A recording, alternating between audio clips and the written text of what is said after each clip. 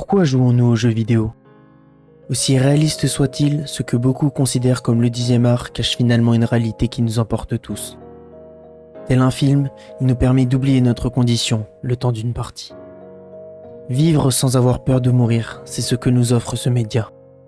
Mais à l'inverse du 7e art ou de la littérature, qui ne nous permettent généralement que de transposer notre conscience dans une personne ou un univers déjà fini, ici, on a la possibilité de vivre par la transposition active grâce à un système innovant et interactif. Oui, le jeu vidéo nous permet d'être nous-mêmes, prendre des décisions, se représenter physiquement ou vivre des aventures qui nous correspondent.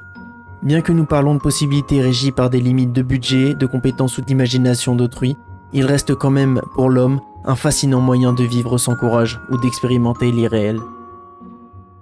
Mais pourquoi sommes-nous si accrochés aux expériences ? Les expériences, qu'elles soient scientifiques ou personnelles, sont un moyen pour nous de connaître, donc d'amplifier un savoir de façon concrète et rationnelle, afin d'apaiser l'inévitable inconnu. Le noir, la famine, la solitude, la médiocrité et les regrets ont été des craintes qui nous ont poussés à devenir ce que nous sommes aujourd'hui.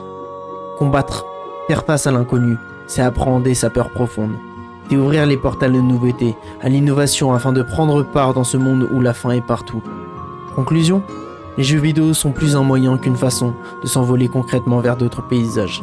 Quand l'argent ou le temps manquent, un voyage dans les terres de Tamriel ou d'Albion est une porte vers une culture, certes fictive, mais qui nous ouvre l'horizon. L'horizon des discussions, des rencontres pour son côté social, nous permettant de combattre la solitude par la technologie. L'horizon de la culture, en nous enrichissant par l'imagination des autres, afin de partager des connaissances communes. L'horizon d'un sentiment d'estime de soi, valorisé par une numération qui nous donne un niveau, une force propre à notre investissement ou à notre talent. En vérité, le jeu vidéo fait partie de ce qu'on appelle le divertissement. Se perdre dans un monde imagé, écrit ou musical, c'est une façon de bloquer le temps, donc de s'éloigner de la mort. Comprenons le monde, ensemble.